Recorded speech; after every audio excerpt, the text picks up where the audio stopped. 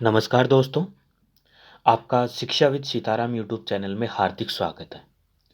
तो आज है वो हम साइंस का जो सेकंड लेसन चल रहा था उसके आगे का भाग है वो देखते हैं। तो चलिए 2.3 अम्ल और क्षारक के विलयन कितने परबल होते हैं। जो अम्ल और क्षारक है उसके विलयन कितने परबल होते हैं वो हमें पढ़ना है। आगे है हम जानते हैं कि अम्ल क्षारक के सूचकों का उपयोग करके अम्ल और क्षारक में अंतर प्रदर्शित किया जा सकता है। यानी जैसे हमने पहले पढ़ा था कि यदि सूचक जैसे ऐसे पदार्थ जिनकी सहायता से पदार्थ की प्रकृति का पता लगाया जाता है वे पदार्थ क्या कहलाते हैं, सूचक कहलाते हैं। जिसमें एक प्राकृतिक सूचक का उदाहरण था लिटमस पत्र। कौन सा था? लिटमस पत्र। और उनमें हमने एक नाम है वो याद किया था, अनिल। अनिल जो यानी अम्ल है वो नीले से लाल रंग में लिटमस पत्र को परिवर्तित करता है। एक पढ़ा था झालानी, यानी जो क्षार है वो लाल से नीले में कन्वर्ट लिटमस पत्र को करता है। इसके बारे में हमने पढ़ा था। तो आगे है कि पिछले अध्याय में हमने H प्लस तथा OH ऋणायन यानी हाइड्रोजन आयन तथा हाइड्रोक्सिल आयनों के विलयन की सांद्रता कम होना तनुकरण के बारे में भी पढ़ा था। यानी इससे पहले वाले वीडियो में हमने तनुकरण क्या होता है वो भी हमने पढ़ा था। क्या हम किसी विलयन में उपस्थित आयनों की संख्या जान सकते हैं कि इस विलयन में आयनों की संख्या कितनी है? आयन से तात्पर्य है जैसे धनायन ऋणायन, उनकी संख्या कितनी है वो जान सकते हैं। क्या हम ज्ञात कर सकते हैं कि विलयन में अम्ल अथवा क्षारक कितना परबल है? अम्ल और क्षारक कितना परबल है? इसको जानने के लिए हम सार्वत्रिक सूचक जो अनेक सूचकों का मिश्रण होता है का उपयोग करके ज्ञात कर सकते हैं। सार्वत्रिक सूचक किसी विलयन में हाइड्रोजन आयन की विभिन्न सांद्रता को विभिन्न रंगों में प्रदर्शित करता है। आगे है कि किसी विलयन में उपस्थित हाइड्रोजन आयन की सांद्रता ज्ञात करने के लिए एक स्केल विकसित किया गया है। यानी कोई विलयन है, यहाँ से जो इम्पोर्टेंट है वो है आपकी पीएच स्केल की परिभाषा कि पीएच स्केल है वो किसे कहते हैं। तो यदि कोई विलयन है उस विलयन में हाइड्रोजन आयन कितने हैं यानी H प्लस आयन कितने हैं उसकी सांद्रता ज्ञात करने के लिए एक स्केल विकसित किया गया। वो स्केल ही क्या कहलाया? पीएच स्केल कहलाया। आप ध्यान से सुनिएगा, पीएच स्केल किसे कहते हैं। यानी कोई ये मान लो कोई विलयन है ना, इस पात्र में है वो कोई विलयन भरा पात्र है, वो सही से नहीं बना है। जैसे मान लो ये पात्र है और इस पात्र में कोई विलयन है वो भरा हुआ है, कोई विलयन भरा हुआ है। इस विलयन में जो हाइड्रोजन आयन है, इस विलयन में हाइड्रोजन आयन की सांद्रता ज्ञात करने के लिए एक स्केल का विकास किया गया और वो स्केल क्या कहलाई? PH scale. तो इस डेफिनेशन को आप समझिएगा, आपको रटने की आवश्यकता नहीं है कि डेफिनेशन क्या कह रही है कि यदि कोई विलयन है उस विलयन में हाइड्रोजन आयन की सांद्रता कितनी है यह ज्ञात करने के लिए एक स्केल विकसित की गई और वो स्केल क्या कहलाई? PH scale. इसमें जो पीएच है, इन पीएच का अर्थ होता है, इस पी का अर्थ होता है पुषांश। इस पी का अर्थ होता है पुषांश जो एक जर्मन भाषा का शब्द है। जर्मन भाषा का शब्द है, यानी इस पीएच में इस पी का अर्थ पुषांश होता है जो एक जर्मन भाषा का अर्थ है। और जर्मन भाषा में इस पुषांश शब्द का अर्थ क्या होता है? शक्ति होता है, पावर होता है।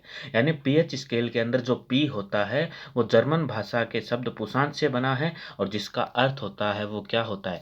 शक्ति होता है। और इस पीएच के अंदर जो ये एच होता है वो होता है आपके हाइड्रोजन आयन की सांद्रता को दिखाते हैं। हाइड्रोजन आयन डेफिनेशन में क्या पढ़ा था कि यदि कोई विलयन है उस विलयन में हाइड्रोजन आयन की सांद्रता को जानने के लिए एक स्केल का विकास किया गया और वो स्केल ही क्या कहलाई? आपके पीएच स्केल। तो आप इसको है वो अंडरलाइन कीजिएगा, यहाँ से इम्पोर्टेंट है पीएच स्केल की परिभाषा। आगे है कि इस पीएच में जो पी शब्द पी है, पी अल्फाबेट है, वो पुषांश जो एक जर्मन शब्द है जिसका अर्थ होता है शक्ति। यानी इस पीएच के सॉरी मैंने वो गलत लिख दिया था, पीएच है वो ऐसे ही लिखना है ना, जिसमें पी क्या है? पुषांश है जो एक जर्मन भाषा का शब्द है जिसका अर्थ होता है शक्ति। और फिर एच है जो हाइड्रोजन आयन को इंगित करता है। आगे है इस पीएच स्केल में सामान्यतः देखो मैं आपको समझा देता हूँ पीएच स्केल होती क्या है। ये मान लो एक स्केल है, ये एक स्केल है जिसमें 0 से लेके 14 तक अंक है वो अंकित होते हैं और बीच वाला पॉइंट होता है वो होता है 7। अब यहाँ तो कौन सा भाग होता है? अम्लीय होता है, यानी जिस पदार्थ की पीएच 0 से 7 के बीच होती है वो पदार्थ अम्लीय प्रकृति के होते हैं, और जिन पदार्थों की पीएच 7 से 14 के बीच होती है वो उन पदार्थों की जो प्रकृति है वो कैसी होती है, क्षारीय। ध्यान से सुनिएगा, इस पीएच स्केल के अंदर क्या होता है, 0 से 14 तक अंक अंकित होते हैं, और 0 से 7 के मध्य अगर किसी पदार्थ की पीएच है तो वो पदार्थ अम्लीय है, और 7 से 14 के मध्य है तो वो पदार्थ क्या है, वो पदार्थ क्षारीय है। अब इसके अंदर है ना, यदि हम देखते हैं कि जैसे मान लो 0 से 1 आए, 2 आए, 3 आए, 4 आए, यानी 7 से अगर इधर इधर जाते हैं, 7 से बाईं ओर जाते हैं, 7 से 0 की ओर जाते हैं, तो अम्लीयता बढ़ती है। ध्यान रखिएगा, 7 से 0 की ओर जाते हैं तो अम्लीयता बढ़ती है। यानी मान लो दो पदार्थ है, एक पदार्थ की पीएच 3 है और एक पदार्थ की पीएच 4 है, तो इसमें ज़्यादा अम्लीय कौन सा हुआ, वह पदार्थ हुआ जिसकी पीएच 3 है, और वह कम अम्लीय हुआ जिसकी पीएच 4 है। तो अगर 7 से 0 की ओर जाते हैं तो अम्लीयता क्या होती है, बढ़ती है, और 7 से 14 की ओर जाते हैं तो क्षारीयता बढ़ती है। 7 से 0 की ओर आते हैं तो अम्लीयता बढ़ती है, और 7 से 14 की ओर आते हैं तो क्षारीयता बढ़ती है। जैसे मान लो अगर किसी पदार्थ की पीएच 8 है और किसी की 9 है, तो जिस पदार्थ की 9 पीएच है वो अधिक क्षारीय, और जिस पदार्थ की 8 पीएच है वो कम क्षारीय है। जिस पदार्थ की 8 पीएच है वो क्या है, कम क्षारीय है। अब इसके अंदर है ना, एक जिस पदार्थ की पीएच 7 होती है उसकी प्रकृति कैसी होती है, उदासीन होती है। 7 होती है, उसकी प्रकृति कैसी होती है, उदासीन होती है। तो आप इसको ध्यान से है वो समझिएगा। अगर कोई पदार्थ जिसकी प्रकृति 7 है तो उसकी प्रकृति कैसी है, जिसकी पीएच अगर 7 है तो उसकी प्रकृति उदासीन है। अगर 7 से 14 के मध्य है तो उसकी प्रकृति क्षारीय है, और अगर 0 से 7 के मध्य है तो उसकी प्रकृति अम्लीय है। मुझे पूरी उम्मीद है आपको समझा या है वो अच्छे से समझ में आया होगा। आगे नेक्स्ट है वो देखते हैं। इससे पहले क्या था कि इस पीएच स्केल में सामान्यतः शून्य, शून्य तो किसको दिखाएगा, अधिक अम्लता से 14 है अधिक क्षारीय तक पीएच को ज्ञात कर सकते हैं। यानी 0 से 14 तक, अगर 0 है तो अधिक अम्लीय है और 14 है तो अधिक क्षारीय है। साधारण भाषा पीएच को एक ऐसी संख्या के रूप में देखना चाहिए जो किसी विलयन की अम्लता अथवा क्षारीयता को दर्शाते हैं। हाइड्रोनियम आयन की सांद्रता जितनी अधिक होगी, हाइड्रोनियम आयन की सांद्रता है वो जितनी अधिक होगी उसका पीएच उतना ही कम होगा। बिल्कुल है, हाइड्रोनियम आयन की सांद्रता जितनी अधिक होगी उसकी जो पीएच है वो उतनी कम होगी। अगर हाइड्रोनियम यानी हाइड्रोजन आयन है वो अधिक है इसका मतलब वो अम्लीय है, और जितना ये हाइड्रोजन आयन की सांद्रता अधिक होगी वो उतना ही अधिक अम्लीय होगा, और जितना अधिक अम्लीय होगा उसकी पीएच उतनी ही क्या होगी, कम होगी। तो ये जो लाइन है वो भी क्या है, एक इम्पोर्टेंट लाइन है। आप इसको ध्यान में रखिएगा कि अगर हाइड्रोनियम आयन की सांद्रता जितनी अधिक होगी उसका पीएच भी क्या होगा, उतना ही कम होगा। आगे है किसी भी उदासीन विलयन के पीएच का मान 7 होगा। इसे भी आप अंडरलाइन कर लीजिएगा। अगर कोई उदासीन पदार्थ है या ऐसा पदार्थ जिसकी पीएच 7 है उसकी प्रकृति उदासीन होगी, या उदासीन विलयन की प्रकृति पीएच है वो 7 है होती है। आगे है, यदि पीएच स्केल में किसी विलयन का मान 7 से कम है तो यह अम्लीय विलयन होगा। इसके बारे में हम बात कर चुके हैं। यदि पीएच का मान 7 से 14 तक बढ़ता है तो वह विलयन में हाइड्रोक्सिल आयन की सांद्रता में वृद्धि को दर्शाता है। यह भी आप ध्यान रखिएगा कि अगर 7 से 14 तक बढ़ता है तो उसमें OH ऋणायन यानी हाइड्रोक्सिल आयन है उसकी सांद्रता में क्या होती है, वृद्धि होती है। अर्थात यहाँ क्षार की शक्ति बढ़ रही है। सामान्यतः पीएच सार्वत्रिक सूचक अंतर्भारित पेपर द्वारा है वो ज्ञात किया जाता है। अब बात करते हैं इस पीएच स्केल की। इस पीएच स्केल को है वो ध्यान से समझने का प्रयास करते हैं। देखिए दोस्तों, इस पीएच स्केल के अंदर ये जो है आपके 0 से 14 तक और 7, अगर जिस पदार्थ की प्रकृति पीएच 7 है तो वो उदासीन होगा, और इधर जैसे इधर आते हैं 7 से 0 की ओर आते हैं तो एच आयन की सांद्रता में वृद्धि होगी। हमने पहले पढ़ा है कि जिसमें हाइड्रोजन आयन अधिक होगा वो अधिक अम्लीय है, और जिसमें हाइड्रोक्सिल आयन यानी OH ऋणायन अधिक होगा वो क्या होगा, क्षारीय। या हम ऐसा कह सकते हैं एच आयन की सांद्रता है वो 7 से 14 की ओर जाने पर कम होती है। तो ये पीएच स्केल है। मुझे पूरी उम्मीद है आपको ये अच्छे से है वो समझ में आ गया होगा। अब नेक्स्ट है वो आगे देखते हैं हम।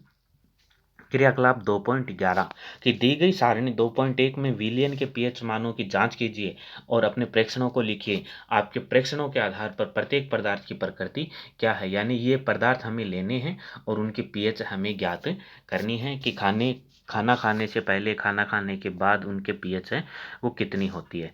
तो आगे है वो चलते हैं। ये देखिए, ये पीएच स्केल ये आपके लिए इम्पोर्टेंट है, आप इसे मोस्ट है वो कर लीजिएगा, आपको ध्यान रखना है।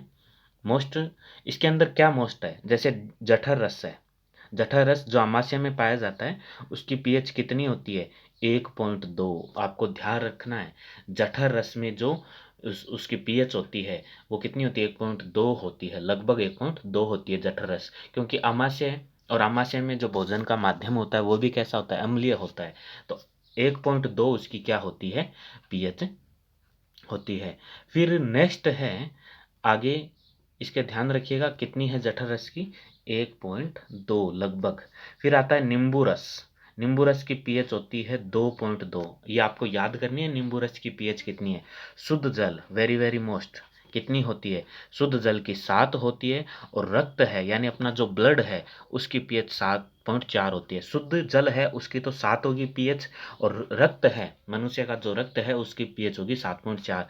शुद्ध जल और रक्त की है वो काफ़ी बार एग्जाम के अंदर पूछी गई है। फिर उसके बाद है milk of magnesia, milk of magnesia यानी मैग्नीशियम हाइड्रोक्साइड, MgOH की होल ट्वाइस, Mg, ये क्या है, मिल्क ऑफ मैग्नीशिया, MgOH की whole twice milk of magnesia, या जिसे मैग्नीशियम हाइड्रोक्साइड भी कहते हैं। तो यदि एसिडिटी हो जाती है, पेट के अंदर अम्लता हो जाती है, तो उसको दूर करने के लिए मिल्क ऑफ मैग्नीशिया का उपयोग किया जाता है, जिसे मैग्नीशियम हाइड्रोक्साइड कहते हैं, और इसकी पीएच होती है वो 10 होती है। ध्यान रखिएगा ये जो पीएच है। और सोडियम हाइड्रोक्साइड यानी NaOH, NaOH यानी कास्टिक सोडा, सोडियम हाइड्रोक्साइड का मतलब है कास्टिक सोडा, NaOH, इसकी जो पीएच होती है वो लगभग कितनी होती है, 14 होती है। तो देखिए दोस्तों, एक बार फिर से है, हम इसको रिवाइज कर लेते हैं। ध्यान रखना है, जठर रस, जठर रस है इसकी पीएच लगभग 1.2 होती है। नींबू का रस 2.2 होती है। शुद्ध जल है उसकी पीएच 7 होती है, और शुद्ध जल की पीएच 7 होती है। रक्त है उसकी पीएच 7.4 होती है। ये इंपॉर्टेंट है, एग्जाम में पूछ लिया जाता है, मस्ट कीजिएगा, वैसे सारी ये याद करनी है आपको। मिल्क ऑफ मैग्नीशिया यानी मैग्नीशियम हाइड्रोक्साइड, इसकी पीएच 10 है। सोडियम हाइड्रोक्साइड इसकी पीएच है वो कितनी है, 14 है। तो मुझे पूरी उम्मीद है आपको अच्छे से समझ में आ गया होगा।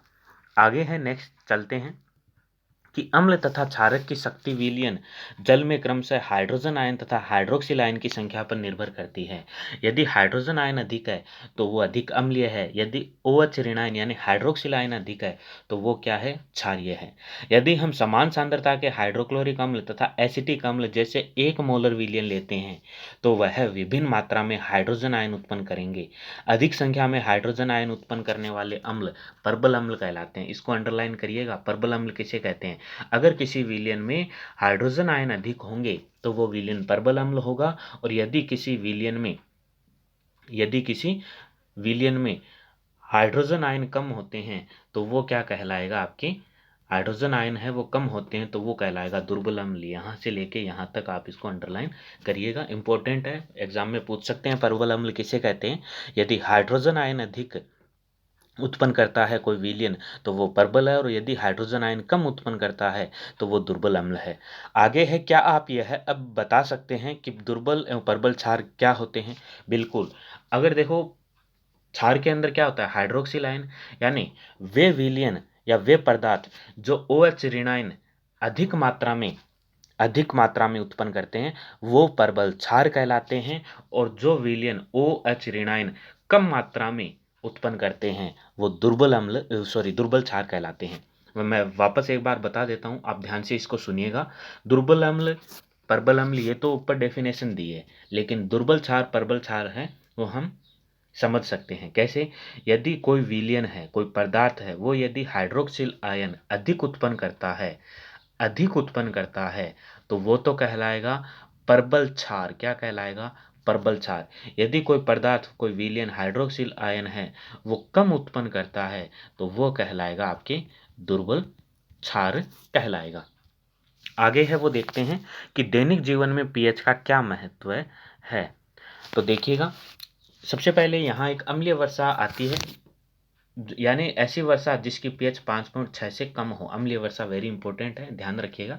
तो पढ़ते हैं कि क्या पौधे एवं पशु पीएच के प्रति संवेदनशील होते हैं? हमारा शरीर 7 से 7.8 पीएच परास के बीच कार्य करता है। ये इंपॉर्टेंट लाइन है, थोड़ा सा ध्यान में रखिएगा कि हमारा शरीर किस पीएच के मध्य काम करता है, 7 से 7.8 के बीच। जीवित प्राणी केवल संकीर्ण पीएच परास में ही जीवित रह सकते हैं। वर्षा के जल की पीएच का मान, यहाँ से इसको अंडरलाइन करिएगा, वर्षा के जल की पीएच का मान जब 5.6 से कम हो जाती है तो वह वर्षा क्या कहलाती है? अम्लीय वर्षा कहलाती है। एग्जाम में पूछ सकते हैं अम्लीय वर्षा किसे कहते हैं? जब वर्षा का मान 5.6 पीएच से कम हो जाता है तो वह वर्षा अम्लीय वर्षा कहलाती है। आगे है वो है अम्लीय वर्षा का जल जब नदी में प्रवाहित होता है तो नदी के जल के पीएच का मान भी क्या हो जाता है? कम होता है। अगर जल का पीएच का मान कम हो गया यानी माध्यम कैसा हो गया? अम्लीय हो गया। वर्षा का पानी है, नदी में तो जाएगा, अगर नदी में जाएगा तो नदी के जल की पीएच भी मान क्या हो जाएगी? कम हो जाएगी, क्योंकि अम्लीय है ना। ऐसी नदी में जलीय जीवधारियों की उत्तरजीविता है, यानी जीने मतलब उनका जीवन है वो क्या हो जाता है? कठिन हो जाता है। दूसरे ग्रहों में अम्ल पदार्थ, शुक्र जो ग्रह है का वायुमंडल सल्फ्यूरिक अम्ल के मोटे एवं सफेद एवं पीले बादलों से बना है। क्या आपको लगता है कि इस ग्रह पर जीवन है? वो संभव है। आगे है आपके बगीचे की मिट्टी की पीएच क्या है? बगीचे की मिट्टी का पीएच क्या है? अच्छी उपज के लिए पौधों को एक विशिष्ट पीएच की आवश्यकता होती है। किसी पौधे के स्वस्थ विकास के लिए आवश्यक पीएच को ज्ञात करने के लिए विभिन्न स्थानों से मिट्टी एकत्रित कीजिए। क्रियाकलाप 2.12 के अनुसार उनके पीएच की जांच कीजिए और इस बात पर भी ध्यान दीजिए कि जहां से मिट्टी ले रहे हैं वहां कौन से पौधे उपज रहे हैं। तो अब देखते हैं, यानी इससे ऊपर वाले पैराग्राफ में इतना कुछ है नहीं। क्रियाकलाप 2.12, एक परख नली लगभग लगभग 2 ग्राम मिट्टी रखिए। एक परख नली में लगभग 2 ग्राम मिट्टी लेनी है और 5 ml उसके अंदर जल मिलाना है।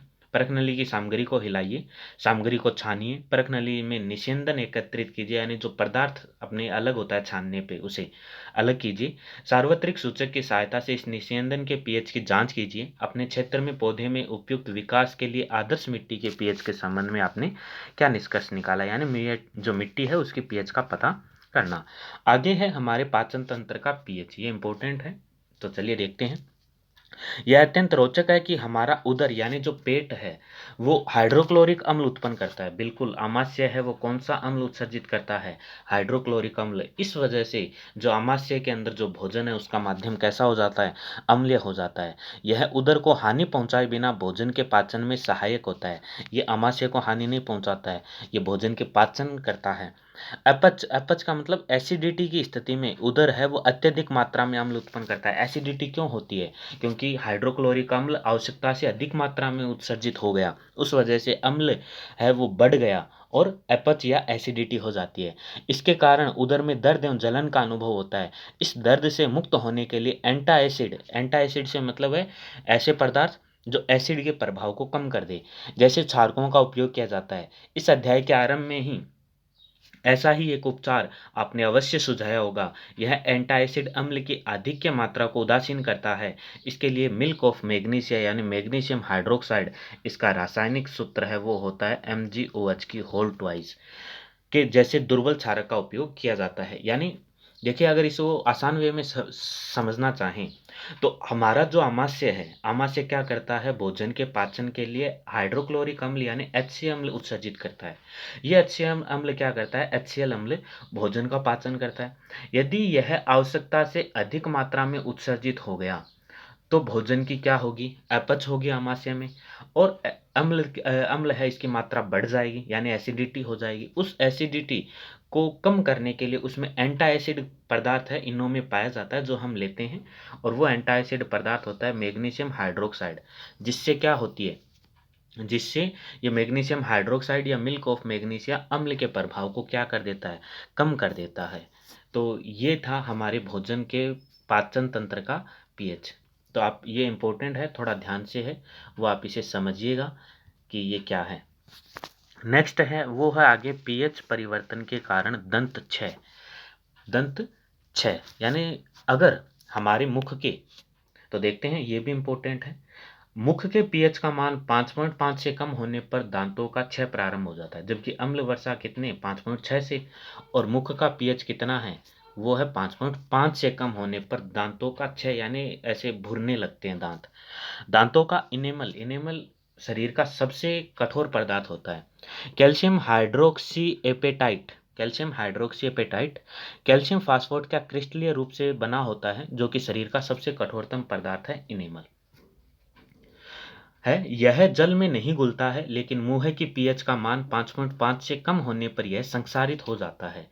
अगर मुंह की पीएच 5.5 से कम हो जाएगी तो ये जो इनेमल है वो क्या होना शुरू हो जाता है, संक्षारित होना शुरू हो जाता है। संक्षारित होने से मतलब है ऐसे, मतलब जैसे कोई पत्थर होता है वो भुरने लगता है ना, उससे मतलब है संक्षारित होना।